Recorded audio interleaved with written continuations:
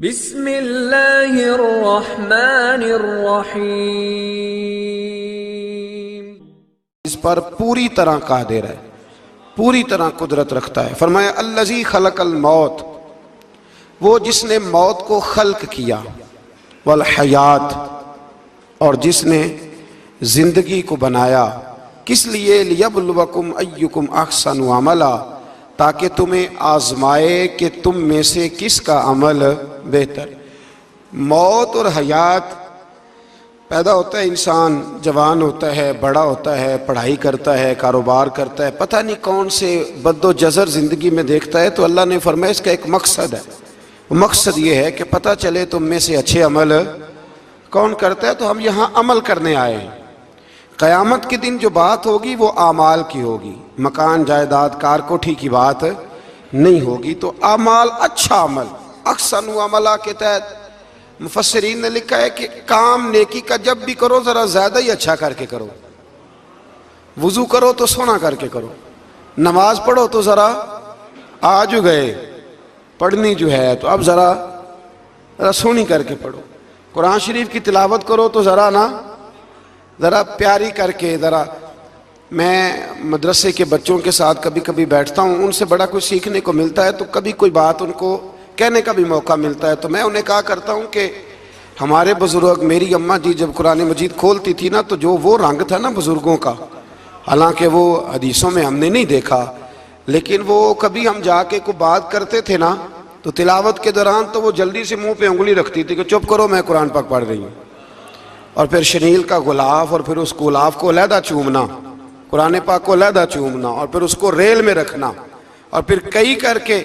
تو ہم جو آج ہیں تو ہم اس عمل کو اتنا اچھا کر کے نہیں کرتے، بس ٹھیک ہے ہر وقت ہاتھ میں قرآن مجید رہتا ہے تو وہ رویہ نہیں۔ تو کام کرنا ہے تو اس کو کیا کریں؟ اچھا کر کے کریں، ذرا مزیدار کر کے کریں۔ عمل کریں تو ذرا بہترین عمل کریں۔ لیکن نبی کریم نے یہ نہیں فرمایا کہ میں تمہیں اخلاق سکھانے آیا ہوں، فرمایا میں اخلاق عالیہ کی تکمیل کرنے آیا ہوں۔ یعنی جو بڑا اخلاق ہے نا، احسن ترین عمل، اس کا میرے نبی پاک نے درس ارشاد فرمایا ہے۔ اس کا ایک صحابی نے پوچھا یا رسول اللہ صلی اللہ تعالی علیہ وسلم، بہترین عمل کون سا ہے؟ بہترین عمل؟ تو حضور نے فرمایا بہترین عمل اس بندے کا ہے عمر لمبی ہو پر کام سارے ہی اچھے ہوں۔ یعنی تو احسن طریقے سے زندگی گزارے، اچھے طریقے سے تیرا وقت گزرے۔ تو عمل جب بھی کرے نا، دیکھے نا، صدقہ اور خیرات کرنا ہے تو تانگ آ کے بھی تو کرنا ہی ہے نا، اور غریب کو 10 چکر گھر میں لگوا کے بھی تو کرنا ہی ہے نا، اس کو 6 دفعہ ڈانٹ کے بھی تو کرنا ہی ہے۔ تو کرنا ہے تو لہذا صحیح کر کے کر دو۔ مطلب وہ گھر میں خاتون خانہ نے کپڑوں کے لیے پیسے مانگ لیے تو 1.5 گھنٹے کے لیکچر کے بعد بھی تو دینے ہی ہے نا۔ کیا خیال ہے آپ کا؟ تو اگر وقت پہ دے دیے جائیں تو چلو معاملہ ذرا، یا تو نہ دیں، بات ختم ہو گئی۔ تو اگر آپ نے 1.5 گھنٹے کے شدید احتجاج کے بعد بھی دینے ہی ہیں تو پھر یہ ہے کہ عمل کو اچھا کر کے کر لیں، ذرا اس میں خوبصورتی رہتی ہے۔ اللہ تعالیٰ سمجھنے کی توفیق عطا فرمائے۔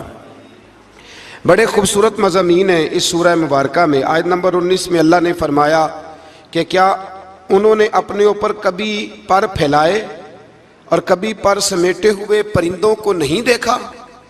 کیا تم نے کبھی دیکھا نہیں کچھ پرندے اوپر اڑتے ہیں تو پر پھیلائے ہوتے ہیں اور کچھ نے پر سمیٹے ہوتے ہیں؟ تو فرمایا ان کو فضا میں رحمان کے علاوہ کو روک نہیں سکتا، صرف ایک رب رحمان ہے جس نے انہیں فضا میں۔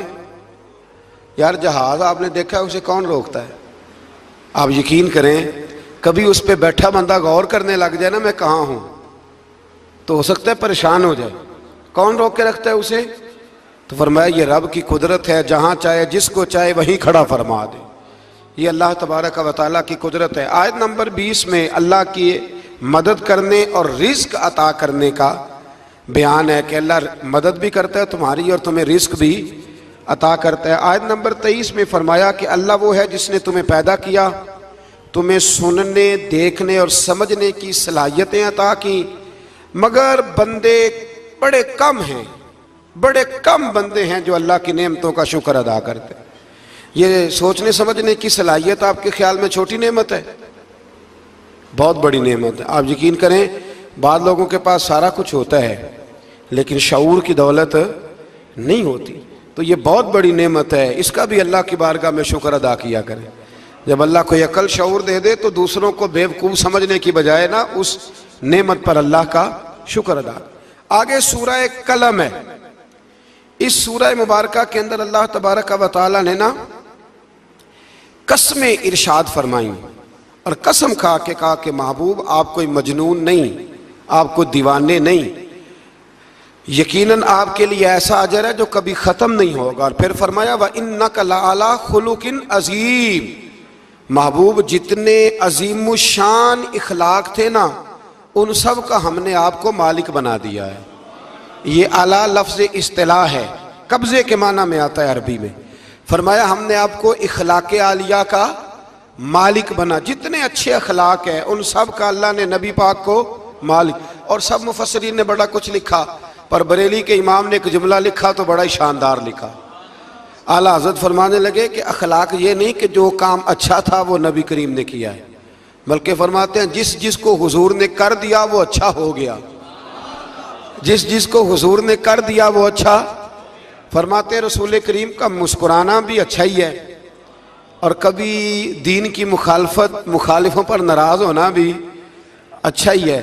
نبی پاک علیہ السلام کا بدر میں تلوار اٹھانا بھی اچھا ہے، اور رسول کریم صلی اللہ تعالی علیہ وسلم کا فتح مکہ کے دن معاف کر دینا بھی، یہ سارا کچھ ہی اچھا ہے. بس جس کو حضور جب کرتے گئے وہ اچھا ہوتا گیا.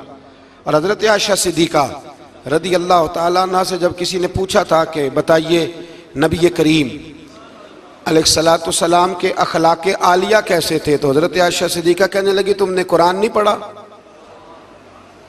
سارے اخلاق جو قرآن میں ہیں وہ سارا میرے رسول پاک کا اخلاق ہی ہے، وہ سارا میرے نبی کریم علیہ السلام کا اخلاق ہی ہے، وہ سارا اخلاق ہے رسول پاک سید عالم صلی اللہ تعالی علیہ وسلم. تو پھر اس سے آگے جا کے نا آیت نمبر 8 سے اللہ تبارک و تعالی نے رسول کریم صلی اللہ علیہ وسلم کو فرمایا کہ کفار چاہتے ہیں کہ دین کے معاملے میں آپ ان سے بے جا رعایت برتیں، آپ ان پر آسانی کریں، کھلی چھٹی دے دیں، اور جواب میں وہ بھی رعایت کریں گے. فرمایا ایسا نہیں ہو سکتا، حق پر کوئی سمجھوتا نہیں ہو سکتا. اس کے بعد ایک دشمن رسول صلی اللہ علیہ وسلم، مفسرین نے اس کا نام ولید بن مغیرہ لکھا ہے، اس نے نبی پاک علیہ السلام کی گستاخی کی تھی تو اللہ نے اس کے 9 کبھی باتیں قرآن میں بیان کی، بڑی باتیں ارشاد فرمایا جھوٹی قسمیں کھاتا ہے، نکتہ چینیاں کرتا ہے، سخت منع کرنے والا ہے بلائی سے اور حد سے بڑھنے والا ہے. اور آخر میں فرمایا اتلم بعد ذالک الزنیم. فرمایا یہ نہ ہے ہی بد اصل، اس کی اصل میں ہی مسئلہ ہے.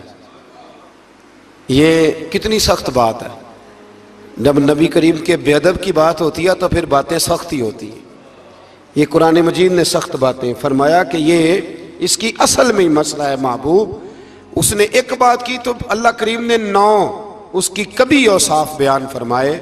اس لیے اعلیٰ حضرت نے کہا تھا دشمن احمد پہ شدت کیجئے، دشمن احمد پہ شدت کیجئے، ملحدوں سے کیا مروت کیجئے، شرک ٹھہرے جس میں تعظیم حبیب، اس برے مذہب پہ لعنت کیجئے، اس برے مذہب پہ لعنت کیجئے. اور جو نہ بھولا ہم غریبوں کو رضا، ذکر اس کا اپنی عادت کیجئے.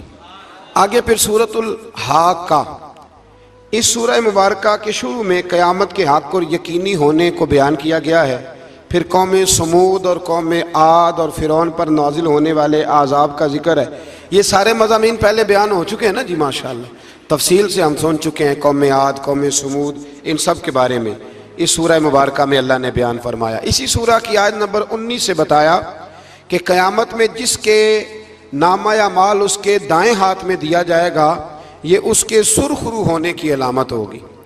جس کے سیدھے ہاتھ میں نامہ اعمال دیا جائے گا مطلب ہوگا کہ کامیاب ہو گیا، اور وہ افتخار کے ساتھ لوگوں سے کہے گا، بڑے فخر کے ساتھ کہے گا کہ آؤ میرا نامہ اعمال پڑھو. اس کے برعکس جس کا نامہ اعمال اس کے بائیں ہاتھ میں دیا جائے گا یہ اس کی رسوائی کی علامت ہوگی، اس کی رسوائی کی علامت ہوگی، اور وہ کہے گا کاش میرا نامہ اعمال دیا ہی نہ جاتا اور موت کے ساتھ ہی میرا قصہ ہمیشہ کے لیے ختم ہو چکا ہوتا۔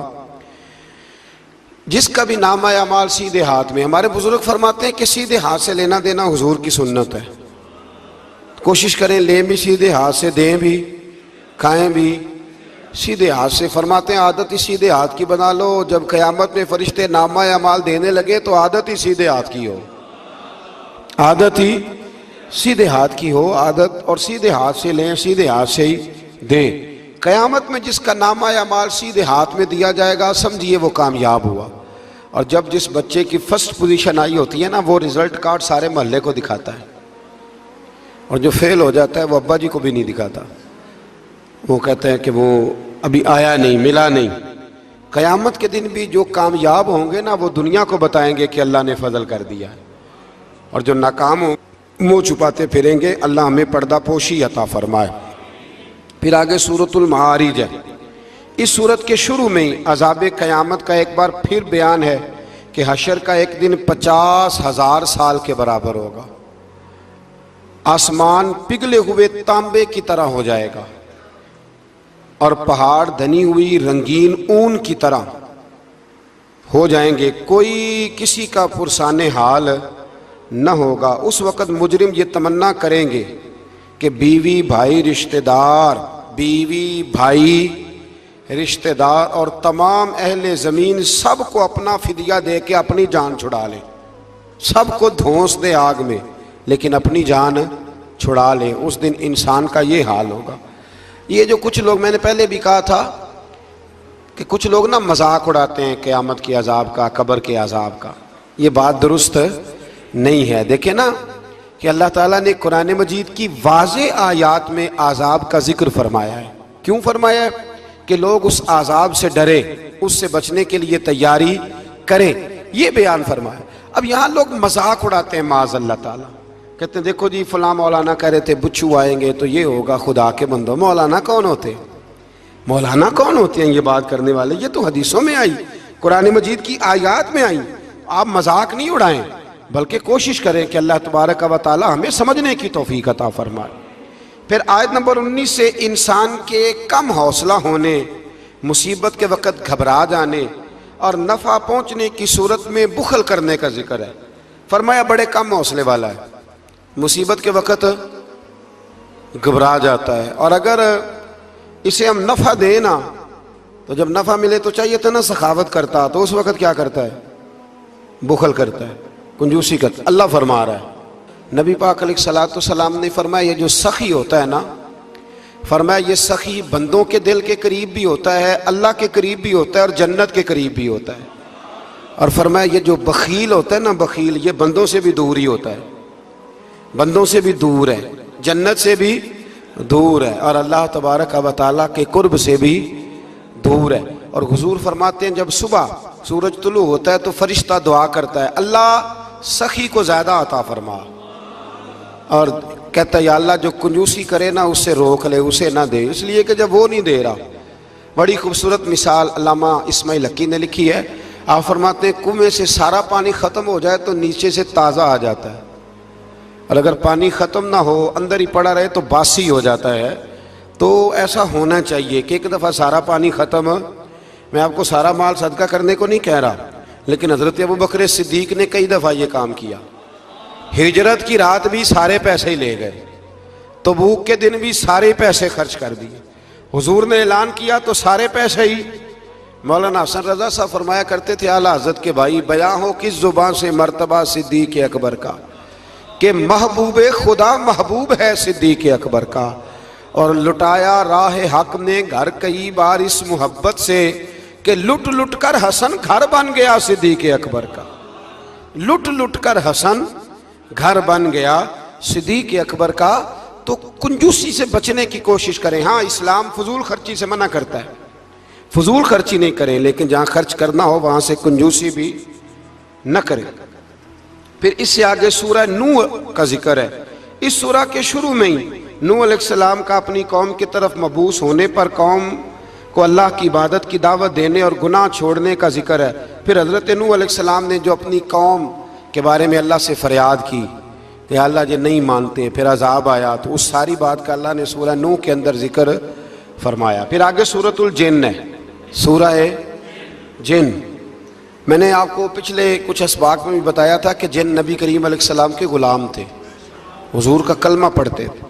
جنات مسلمان ہوتے ہیں، بلا وجہ کسی کو تنگ نہیں کرتے۔ ہمارے ہاں جتنا شور ہے نا جنات کے آنے کا، اتنے آتے نہیں، اتنا کالا جادو ہوتا نہیں جتنا کہ ہم لوگوں نے سمجھ لیا ہے۔ قرآن مجید کی آخری 2 سورتیں پڑھیں، اللہ اپنی رحمت فرمانے والا ہے، اللہ کرم نوازی کرنے والا ہے۔ اس صورت میں اس امر کا بیان ہوا ہے کہ جنات جو تھے وہ عالم بالا میں خبروں کی سن گن کے لیے، خبریں تلاش کرنے کے لیے جایا کرتے تھے، مگر اب وہ وقت آ گیا ہے کہ عالم بالا میں ان کا داخلہ بند کر دیا گیا ہے۔ ایک وقت تھا کہ جنات خبریں سننے گننے کے لیے چلے جاتے تھے، اب ان کا داخلہ اب وہاں کی خبریں بتا سکتے، یعنی کو بابا جی اگر کہہ دینا کہ مجھے جن نے بتایا ہے کہ تیری اتنی روزی ہے، اتنی باندھ ہے، تب تو مر جائے گا، تو یہ بات اس لیے درست نہیں کہ اب جنوں کا وہاں جانا ویسے ہی بند ہو گیا۔ تو اب بابا جی تو آپ کو پتہ ہے نا، یہ بھی کہہ دیتے ہیں اللہ ماشاءاللہ کہ وہ چیزیں پیسے مانگتی ہیں، یعنی بڑی بڑی عجیب فلسفے کے ساتھ نا وہ چیزیں پیسے مانگتی ہیں۔ تو میں نے کہا مطلب چیزوں کا پیسے مانگنا تو سمجھ میں نہیں آتا، یا پھر کوئی ایسی بات بتا دی جاتی ہے کہ جس سے وہ پیسے دینے والا ماحول بن جاتا ہے۔ تو فرمایا اب ان کا وہاں جانا بند ہے، اور جو بھی جاتا ہے محافظ ان کا راستہ روک لیتے ہیں، اور آگ کے گولے ان پر برسائے جاتے ہیں اگر آسمانوں پر جانے کے جن کوشش کریں۔ جنات نے مشورہ کیا کہ پورے روئے زمین کا جائزہ لے کے دیکھیں آخر یہ سارا منزل کیوں تبدیل ہو گیا، تو ضرور کوئی بڑی تبدیلی آئی ہے۔ حضرت ابن عباس رضی اللہ تعالیٰ عنہ نے بیان کیا کہ ان کی ایک جماعت مکے کی طرف گئی، اور وہاں نبی پاک علیہ السلام عکاظ کے بازار میں اپنے اصحاب کو صبح کی نماز پڑھا رہے تھے۔ انہوں نے یہ قرآن سنا، اور پھر جن جا کے دوسروں کو کہنے لگے کہ ایسا قرآن سن کے آئے ہیں کہ جیسا کبھی نہیں سنا۔ تو آؤ پھر محبوب کریم کی بارگاہ میں چلتے ہیں، خود بھی مسلمان ہوئے اور اپنی قوم کو بھی اسلام کی دعوت دی۔ اس کی آیت نمبر 26 میں اللہ تبارک و تعالیٰ نے فرمایا، یہ سورہ جن جو ہے نا، اس کی آیت نمبر 26، اللہ کریم نے ارشاد فرمایا عالم الغیب فلا یظہر علی غیبہ احدا، فرمایا غیب کا جاننے والا اپنے غیب پر کسی کو مطلع نہیں کرتا، غیب کا جاننے والا آگاہ نہیں کرتا اپنے غیب پر کسی کو بھی۔ آگے فرمایا الا من ارتضی من رسول، لیکن اپنے رسولوں میں سے جس کو پسند کرتا ہے اس کام کے لیے چن لیتا ہے۔ کسی عام بندے کو غیب پر مطلع، یہ آیت نمبر 26 میں نے کتنی دفعہ یاد کرائی آپ کو؟ تو بھئی عقائد جو ہوتے ہیں وہ جب سے ہم قرآن مجید پڑھ رہے ہیں جگہ جگہ عقائد آئے ہیں اہل سنت کے، جگہ جگہ آئے، تو آپ سمجھے نا کہ یہ عقیدہ جو ہوتا ہے یہ شعر سے ثابت نہیں ہوتا، یہ قرآن حدیث سے ثابت ہوتا ہے۔ شعر تو ایک ذوق کا نام ہے۔ تو فرمایا عام آدمی کو اللہ غیب پر اطلاع نہیں دیتا، پر اپنے رسولوں میں سے جس کو چاہتا ہے اس کام کے لیے چن لیتا ہے۔ تو بتائیے نبی پاک سے بڑھ کے بھی اللہ کسی کو چاہتا ہے؟ حضور نے فرمایا خبردار ہو جاؤ، اس نے مجھے اپنا محبوب بنایا ہے، الا وانا حبیب اللہ، خبردار میں اللہ کا حبیب بن کے آیا ہوں۔ تو علم غیب اللہ نے اپنے رسول کو دیا، اور اس کی برکت سے نبی کریم علیہ السلام نے دین کا بہت سارا کام کیا۔ حبیب کریم علیہ السلام نے بہت ساری باتیں، اور بہت سارے ایسے لوگ ہیں جو صرف حضور کا غیب دیکھ کے ایمان لائے، یعنی ایمان ہی غیب دیکھ کے لائے۔ خود حضرت عباس نبی کریم کے چچا، وہ جب بدر کے لیے آنے لگے نا، وہ آنا اس وقت بھی نہیں چاہ رہے تھے، پر قبیلے اور برادری نے مجبور کر کے انہیں ساتھ تیار کیا۔ وہ آئے نا تو جو گھر میں سونا پڑا تھا نا وہ ایک جگہ پہ چھوڑ آئے، اپنی بیوی کو کہنے لگے کہ میں آ گیا تو نکال لوں گا، اور اگر میں قتل کر دیا گیا تو تو نا نکال کے بچوں پہ خرچ کر دینا۔ تو نبی پاک علیہ الصلوۃ والسلام کے پاس جب یہ قیدی ہو کے آئے تو حضور نے فرمایا چچا فدیہ دو، اتنے پیسے دو چلے جاؤ۔ تو کہنے لگے میرے پاس تو شے ہی کوئی نہیں۔ وہ جو 15 دن عمرے والے وہاں رہتے ہیں نا، وہ 2.5 من کی شاپنگ کر لیتے ہیں، اور جب کسٹم والا کہتا ہے پیسے دو تو تازہ عمرہ کیا ہوتا ہے، کہتے شے ہی کوئی نہیں، یہ ظلم ہے، تازہ عمرہ کیا ابھی آئے ہیں، ہاں جی۔ تو مطلب اتنی وہ خستہ حالی ہو جاتی ہے۔ یہ میں پریکٹیکل بتا رہا ہوں اللہ کے فضل سے۔ ایک سے میں نے کہا تو مجھ سے لے لے، کہتا چپ کرو تسی کو بچ بول دے ہو۔ میں نے کہا مجھ سے لے لو، دے دینا، کہتے تو چھڈو۔ بھائی چھوڑیں، آپ کیوں غلط بات کرتے ہیں؟ تو بہت سارے بندے ہوتے ہیں جو کہتے ہیں شے ہی کوئی نہیں، بالکل کوئی شے نہیں۔ ہاں کوئی پلاٹ سستا بک رہا ہو تو پیسے نکل آتے ہیں، پھر کہتے ہیں میں پھڑے نہیں کسی کو لو، بھائی کو کھا جائے گا۔ چلے ٹھیک ہے آپ چھپائیں اپنی دولت کو، لیکن ان لفظوں کے ساتھ ناشکری کرنا کہ شے ہی کوئی نہیں، یہ معاملہ درست ہے۔ تو حضرت عباس نے بھی نا نبی کریم کی بارگاہ میں عرض کیا حضور کوئی شے نہیں، کہاں سے دوں؟ تو حضور مسکرائے۔ حضور نے فرمایا چاچا جب گھر سے نکلنے لگے تھے تو وہ اکیلے میں میری چچی کو بلا کے جو پیسے دے کے آئے تھے، اور وہ اس کو کہہ کے آئے تھے کہ میں آ گیا تو میں تمہیں بتاؤں گا کیا کرنا ہے، نہ آیا تو پھر نکال کے بچوں پہ خرچ کر دینا۔ یہ سن کر حضرت عباس پہ راشا ہوا طاری، یہ سن کر حضرت حفیظ جلندری کہتے ہیں یہ سن کر حضرت عباس پہ راشا ہوا طاری کہ پیغمبر تو رکھتا ہے دلوں کی بھی خبرداری۔ خیال آیا مسلمان نیک و بد پہچان جاتے ہیں اور محمد آدمی کے دل کی باتیں جان جاتے ہیں، محمد آدمی کے دل کی باتیں جان جاتے ہیں، اور کوئی غیب تم سے نہا ہو بھلا جب خدا ہی نہ چھپا رہا، تم پر کروڑوں درود و سلام جب خدا ہی نہ چھپا رہا۔ کتنی عجیب بات ہے، یہاں بھی لوگ ترازو لے کے بیٹھے ہیں۔ اقبال سے کسی نے کہا کہ دو علماء کی بحث ہے، ایک کہتا ہے حضور کو غیب نہیں، دوسرا کہتا ہے آؤ چلیں۔ تو اقبال کہنے لگے مجھے شرم نہ آئے گی میں وہاں چلا جاؤں جہاں لوگ میرے نبی کا علم تولنے کے لیے ترازو لے کے بیٹھے ہیں، حضور کا علم تول رہے ہو؟ اقبال کہنے لگے میرے نبی کے تو غلاموں کا علم نہیں تولا جا سکتا، تم حضور کے علم کی بات کرتے ہو۔ یہ تھوڑا سوچ سمجھ کے بات کرنی چاہیے، اور نص قطعی ہے قرآن پاک کی۔ ایک دن سجا لیا تھا میرے نبی پاک نے ممبر، فرمایا پوچھ لو پھر جو پوچھنا ہے پوچھو۔ تو حضرت عمر جیسے لوگ اٹھ کے کھڑے ہو گئے، کہا یا رسول اللہ ہم اللہ کے رب ہونے پہ راضی ہیں، آپ کے رسول ہونے پہ راضی ہیں، اسلام کے دین ہونے پہ حضور ہم بڑے راضی ہیں، ہم بڑے راضی ہیں۔ اس لیے یہ تو ایسا مسئلہ ہے کہ اس مسئلے کو دیکھ دیکھ کے لوگ مسلمان ہوئے۔ تو حضرت عباس کو جب حضور نے ساری بات بتائی نا تو حضرت عباس کہنے لگے فدیہ مرضی کا لے لینا پر پہلے مجھے کلمہ پڑھاؤ۔ کہا کیوں؟ فرمایا مجھے سمجھ آ گئی ہے، وہ بات میرے اور میری بیوی کے علاوہ کسی کو پتہ ہی نہیں، اگر آپ کو پتہ چلی ہے تو یقیناً آپ کو کوئی بتانے والا ہے، تو وہ جو آپ کو بتانے والا ہے نا وہی رب العالمین ہے۔ تو حضور کا تو غیب دیکھ کے دنیا کلمہ پڑھ جاتی تھی۔ اس پر بڑی تفصیل سے میں نے ایک دفعہ بات کی تھی، موقع ملا تو وہ ساری روایات ایک جگہ کسی وقت جمع کریں گے انشاءاللہ تعالی، اور آپ کو عرض کریں گے کہ وہ کیا خوبصورت ماجرا ہے۔ اور اب تو الحمدللہ ایک اور آسانی بھی ہو گئی ہے، میری باتیں کوئی اس قابل تو نہیں تھی، لیکن چونکہ اللہ رسول کے فرامین تھے تو ایک دوست نے لکھنی شروع کر دی، انشاءاللہ جلدی چھپ بھی جائیں گی۔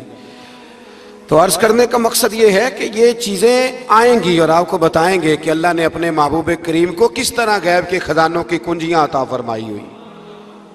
تو اس سے آگے پھر سورہ مزمل شروع ہوتی ہے، سبحان اللہ، سورہ یا ایھا المزمل، کہا او چادر اوڑھنے والے محبوب، قم اللیل الا قلیلا، ساری رات نہ بیدار رہا کر، تھوڑا آرام بھی کر لیا کر، تھوڑا سا۔ کیا کہا حضرت نے؟ خدا کی رضا چاہتے ہیں دو عالم، خدا چاہتا ہے رضا۔ اور درویش کہتے ہیں رب آکھیا سونے محبوبہ تیرے سو سو ناز اٹھانا ہاں، لوکی میریاں قسماں چاندے نے میں تیریاں قسماں چاہنا۔ کہا اے میرے پیارے حبیب، اے چادر اوڑھنے والے، تھوڑا آرام بھی کیا کریں۔ حضور ساری رات نماز پڑھتے تھے نا، تو اللہ نے کہا محبوب تھوڑا آرام بھی کیا کریں۔ پھر اس میں بڑے خوبصورت چیزیں اللہ کریم نے بیان فرمائی ہیں، قیامت کی ہولناکیوں کا بھی ذکر فرمایا ہے۔ پھر آخر میں فرمایا کہ تم اپنی بھلائی کے لیے جو کچھ بھی آگے بھیجو گے اس کو اللہ تعالیٰ کے پاس اس سے بہتر اور زیادہ ثواب والا پاؤ گے۔ یعنی اس کا معنی یہ بھی ہو سکتا ہے کہ اپنی سوچ سے زیادہ تم ثواب پاؤ گے جو چیز آخرت کے لیے تم بھیجو گے۔ اور اللہ سے مغفرت طلب کرتے رہو، بے شک اللہ بہت مغفرت فرمانے والا اور بے حد رحم کرنے والا ہے۔ پھر اس سے آگے سورہ مدثر ہے، मुज़म्मिल के फौरन बाद सूरह मुदस्सर। इस सूरह मुबारक में बड़ा खूबसूरत अंदाज है, या अय्युहल मुदस्सिर, ए चादर ओढ़ने वाले, कुम फअंज़िर, उठिए और लोगों को डराइए।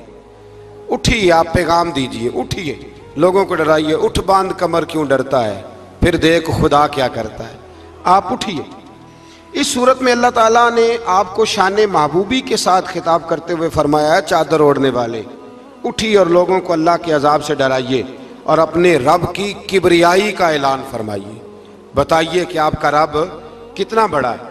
आयत नंबर 42 में फरमाया, जहन्नमियों से पूछा जाएगा तुम्हारे जहन्नम में जाने का सबब क्या बना। ये सूरह मुदस्सर की आयत नंबर 42 चलो बता लिया आखिरी ने। आयत नंबर 42, जहन्नमियों से पूछा जाएगा जहन्नम में आए हो तो सबब क्या बना। तो वो पहला सबब बताएंगे कि हम नमाज पढ़ने वालों में से ना थे। पहला सबब दोज़ख में जाने का नमाज ना पढ़ना है। रमजान के बाद भी पढ़ेंगे इंशाल्लाह, और ईद वाले दिन भी पूरी 5 पढ़नी है इंशाल्लाह, पूरी 5। ये नए कपड़े लोगों को बाद में दिखाना, पहले सवेरे पहन के ना रब की बारगाह में जाओ। सवेरे पहन के ना, अल्लामा अब्दुल सत्तार खान न्याजी, अल्लामा न्याजी, मैं जब उनके मज़ार पे जाता ना मियाँ वाली जाने का जब मौका मिलता है तो मैं ना खड़ा होता हूँ। आप यकीन करें उस बंदे की कब्र पे खड़े होके भी जज्बा ही मिलता है। क्या बंदा था वो ना, पगड़ी बांधते थे बड़ी। हमारे बरेली शरीफ के बुजुर्ग भी ना वो पगड़ी बांधते शिमले वाली। चले आज बात आ गई है तो उसकी भी मैं हिकमत बता दूं। वहां ना सिख भी पगड़ी बांधते, तो कपड़ा भी अक्सर एक जैसा ही उनके लिए आता, तो मुसलमान भी खरीद लेते थे। तो वो सिख जो होता है ना वो शिमला नहीं निकालता, तो उससे फर्क करने के लिए वहां के मशाइख ने ना शिमला निकालना शुरू किया। तो मैं शादी बांधा करता था, तो एक दफा मुझे हजरत मुफ्ती तहसीन रजा साहब रहमतुल्लाह ताला अलैह फरमाने लगे शिमले वाली बांधा करो। तो मैंने कहा हुजूर अब छोटे लोगों को तो अच्छी नहीं ना लगती। तो फरमाने लगे लोगों को थोड़ी दिखानी है, ये तो रसूलुल्लाह की सुन्नत है, तो आप शिमले वाली बांधे। जब हम जो कह रहे हैं तो मैं भी अक्सर वो पगड़ी बांधता हूँ, और कभी बहुत बड़ी बांधते थे। तो अल्लामा न्याजी पगड़ी बांधते थे, तो जिन लोगों ने देखा बड़ी ऊंची होती थी, वो बड़ी ऊंची पगड़ी और हाथ में छड़ी होती थी, और कभी वो तकरीर करते थे तो जमीन पे लगाते थे, तो पता चलता था कि मर्द बात कर रहा है। और अल्लामा इकबाल के डायरेक्ट शागिर्द थे अल्लामा अब्दुल सत्तार न्याजी, शागिर्द। वो मदीना शरीफ जाने लगे ना, तो किसी ने उनसे कहा न्याजी साहब ये पगड़ी उतार के जाओ, ये पगड़ी उतार के जाओ। तो अल्लामा न्याजी साहब फरमाने लगे क्यों उतार के जाऊं, पहन के जाऊंगा। जब हुजूर की बारगाह में न्याजी का सर झुकेगा तो शिमला भी झुकेगा, और दुनिया को पता चलेगा जिसका सर कभी कहीं नहीं ना झुकता, इस रोजे पे आके उसकी गर्दन भी झुक जाया करती। इसलिए साथ लेके जानी है पगड़ी, ताकि लोगों को पता चले। तो आप नए कपड़े पहन के ना कभी साज संवर के मस्जिद भी जाया करें, खूबसूरत हो के। कुरान मजीद ने कहा गालिबन नामे पारे में है कि नमाज के वक्त जीनत इख्तियार करो, अच्छे बन के। तो नए कपड़े पहन के ना ईद वाले दिन 5 नमाजें पाबंदी से पढ़नी है इंशाअल्लाह ताला। ये रश देखना इंशाअल्लाह ताला, पता चलेगा कि रमजान के रोजों ने असर किया हमारे ऊपर। तो जहन्नमियों से पूछा जाएगा दोज़ख में आने का सबब क्या बना, तो कहेंगे हम नमाज पढ़ने वालों में से ना थे। और दूसरी बात ये कहेंगे कि हम मिस्कीन को खाना नहीं खिलाते थे। दोज़ख में जाने का दूसरा सबब कि तौफीक के बावजूद लोग मिस्कीनों का ख्याल नहीं रखते। और तीसरी बात वो ये कहेंगे कि हम लगव कामों में मशगूल रहते थे। लगव काम, बेहुदा काम उसको कहते हैं जिसका फायदा कोई नहीं। ये बड़े बड़े सियाने लोग गेमें खेलते, सियाने लोग, अक्लमंद लोग, तो ये जहन्नम में जाने का तीसरा सबब कुरान ने बयान किया। लगविया, फट्टे पे बैठ गए, फजूल बात शुरू कर दी। भाई इससे बेहतर था तो कुरान मजीद की तिलावत करता। ऐसे ही बिला वजह लगवियात हैं ये सारी। मैं मना नहीं करता खाना खाने के लिए कभी ज़रूर जाएं, लेकिन ये माहौल ही बना लेना कि आज तुझे पार्टी है तो कल मुझे पार्टी है तो परसों उसको पार्टी है। तो ये शुगल मेला हर वक्त का, मुसलमान के पास तो इतना वक्त ही नहीं। एक दोस्त मुझे कहने लगे कि मैं आजकल बड़ा बोर हो रहा हूँ, तो मैंने कहा तू असल में फारग है, वरना हमारे पास तो टाइम ही कोई नहीं बोर होने का। बंदा मतलब को फुर्सत मिले तो बोर हो ना, पता नहीं कहाँ से लोग टाइम निकाल लेते, अब बोर भी हो लेते। तो आप फारिग लगवियात से बचे। लगव काम करना जहन्नुम में जाने का तीसरा सबब है। ये कुरान मजीद ने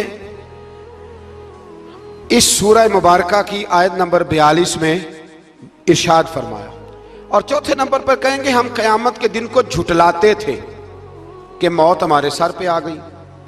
یہ 4 کام ہیں جو جہنم میں جانے کا سبب بنیں گے. نماز نہ پڑھنا، پہلا کام مسکین کو کھانا نہ کھلانا، اور تیسرا لغو اور فضول کاموں میں مشغول رہنا، بالکل کسی کوئی فائدہ ہی نہیں وہ کام کرتے رہنا، بالکل بے معنی بے مقصد کام کرنا. اور چوتھے نمبر پہ کہیں گے کہ ہم قیامت کے دن کو، آج بھی کچھ لوگ کہہ دیتے ہیں کہ مریں گے تو دیکھی جائے گی. مثلا کیا دیکھ لیں گے آپ؟ اتنی بڑی جرت، اتنی بڑی. اللہ تعالی ہمیں سمجھنے کی توفیق عطا فرمائے. سورۃ القیامہ شروع ہو جاتی ہے جی اس سے آگے. اس سورہ مبارکہ کے اندر اللہ تبارک و تعالیٰ نے ان لوگوں کے بارے میں جو آخرت کے منکر ہیں، اللہ تعالیٰ نے قسم ذکر فرما کے ارشاد فرمایا، کیا انسان نے یہ گمان کر رکھا ہے کہ ہم مرنے کے بعد اس کی ہڈیوں کو جمع نہیں کریں گے؟ کیوں نہیں؟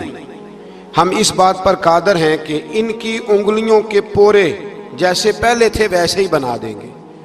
یعنی انگلیاں تک تمہاری جمع کر لی جائیں گی، انگلیاں تک. قیامت کے دن تمہیں کسی کی قبر کھلی تو اس کو دیکھا کہ ہڈیوں کا پنجر بن گیا، لیکن اللہ اسے بھی قیامت میں جمع فرمائے گا دوبارہ سے. اور وہ مثال میں تیسرے چوتھے پارے میں دے چکا ہوں، جب حضرت ابراہیم علیہ السلام نے جانوروں کا پرندوں کا قیمہ کر کے رکھا تھا اور کہا پکاریے، تو وہ سارے اپنے پروں پر دوڑتے ہوئے حاضر ہو گئے تھے. آگے سورہ دہر شروع ہوتی ہے. سورہ دہر یہ 29واں پارہ ہے، اور اس میں صورتیں اگرچہ چھوٹی چھوٹی ہیں پر کیا بات ہے سب صورتوں کی. ہر سورہ مبارکہ بڑی اپنے اندر امتیازی شان رکھتی ہے. سورہ دہر میں فرمایا حل اتا علی الانسان حین من الدہر لم یکن شیئا مذکورا.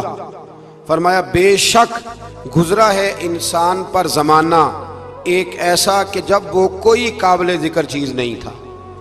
ایک وقت تھا کہ جب کوئی اس کا ذکر تھا کہ نہیں، وہ وقت بھی جب نہ نام تھا نہ ولدیت تھی. پھر دنیا میں آ کے لوگ سمجھتے ہیں کہ میں اٹھتا ہوں تو زمانہ اٹھتا ہے، میں بیٹھتا ہوں تو زمانہ میری وجہ سے نظام چلتا ہے. تو اللہ فرماتے ہیں حین من الدہر لم یکن شیئا مذکورا، تیرا تو ذکر ہی کوئی نہیں تھا، تو جانتا ہی کوئی نہیں تھا، یہ تو رب نے تجھے پیدا کیا ہے. اب تو سمجھتا ہے کہ میں کوئی چیز ہوں. بڑے بڑے لوگوں کی قبروں پہ جاؤ، کوئی پوچھنے والا نہیں، کوئی نہیں. وہ جو کہہ دیتے تھے تو قانون بنتا تھا. قانون جن کے سائن کرنے سے لوگ پھانسی سے بچ بھی جاتے تھے اور پھانسی لگ بھی جاتے تھے، آج ان کا جاننے پہچاننے والا کوئی نہیں. تو انسان نا بھول جاتا ہے. ایک دور وہ بھی ہوتا ہے جب بس میں بیٹھنے کو جگہ کوئی نہیں دیتا، اور ایک دور وہ بھی ہوتا ہے کہ درجنوں کاریں لے کے لوگ گلیوں میں کھڑے ہوتے ہیں. انسان کو سارے وقت یاد رکھنے چاہیے، اسے بھولنا. حضور علیہ السلام اکثر فرمایا کرتے تھے کہ میں تو اس ماں کا بیٹا ہوں جو گوشت کے خشک ٹکڑے کھا کے بھی گزارا کر لیتی تھی، گوشت کے خشک ٹکڑے کھا کے بھی گزارا کر لیتی تھی. اور حضرت عمر فاروق کی زبان پر یہ جملہ ساری عمر رہا کہ میں اونٹ چرانے والے کا بیٹا ہوں. یعنی ساری زندگی رہا. لوگ بھول جاتے. محمود غزنوی نے ایاز کو بڑا نوازا. لوگوں نے شکایت کی کہ ایاز تو آپ سے تحفے لے کے تو جنگل میں جمع کر رہا ہے دولت. محمود کہنے لگے تمہیں کیسے پتا؟ کہنے لگے عصر کے بعد کہاں جاتا ہے روز، پتا ہے؟ لگا نہیں. تو کہا پھر آپ کو آج تک یہی نہیں پتا کہ عصر؟ محمود کہنے لگے واقعی یار اس نے کبھی بتایا نہیں عصر کے بعد کہاں ہوتا ہے. عصر کی نماز پڑھ کے محمود ایاز کے پیچھے گئے تو جنگل میں جا کے نا ایک جھونپڑی اندر سے کنڈی لگا لی، سپاہی ساتھ تھے. محمود نے غصے سے دروازہ بجایا، کھٹکھٹایا، اور ایاز نے جھٹ سے دروازہ کھولا. محمود دھکا دے کے اندر گئے تو دیکھا تو ایک پھٹی ہوئی چٹائی، ایک پرانا کرتا، ٹوٹے ہوئے جوتے، ایک پگڑی اور تھوڑا سا نا سامان ہلکا پھلکا بکھرا پڑا ہے. یہ کیا ہے؟ کیوں آتے ہو یہاں؟ بتایا کیوں نہیں؟ تو ایاز کہنے لگے بادشاہ میں یہاں نہ روزانہ اپنی اوقات یاد کرنے آتا. کیا مطلب؟ کہنے لگے جب میں تیرے پاس آیا تھا تو یہ والا میں نے پہنا ہوا تھا لباس، یہ میرے گھر کی کل مالیت تھی. تو بادشاہ ہے، آج اگر تو ناراض ہو جائے تو کون پوچھ سکتا ہے. میں روز آ کے اپنی اوقات یاد کرتا ہوں کہ دوبارہ اگر یہاں آنا پڑے تو مجھے مشکل نہ ہو. ملا رومی سے کسی نے کہا تھا خشیت کیا ہوتی ہے؟ تو آپ فرمانے لگے ایک مانگنے والی سے ایک بادشاہ نے نکاح کر لیا تھا، مانگتی تھی، بادشاہ کو پسند آ گئی، شادی ہو گئی، تو سارا دن روتی تھی، سارا دن روتی تھی۔ تو اس کی کنیزیں اس سے کہنے لگی کہ بس بھی کر، اللہ کا شکر بھی ادا کر، اتنا تجھے اللہ نے نواز، تو روتی رہتی ہے۔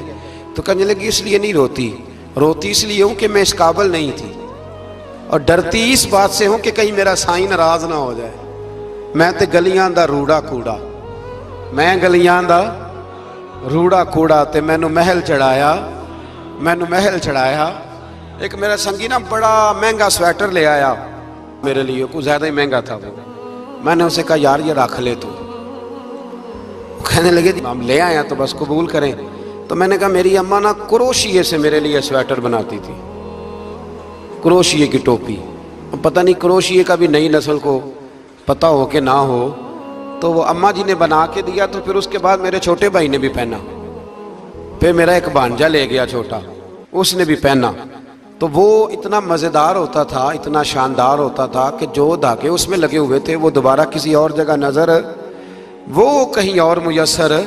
تو اپنی اصل جو ہوتی ہے اس کا خیال رکھیں، اس کا دھیان کریں، اس پر توجہ کریں، اس پر ضرور غور کریں، یہ بڑی اہم بات۔ بہرحال اس پر بڑی باتیں کہنے والی ہیں، لیکن میں آگے بڑھتا ہوں۔ سورہ دہر سے آگے سورہ مرسلات ہے۔ اس سورہ کے شروع میں آثار قیامت کا ذکر ہے، اور بار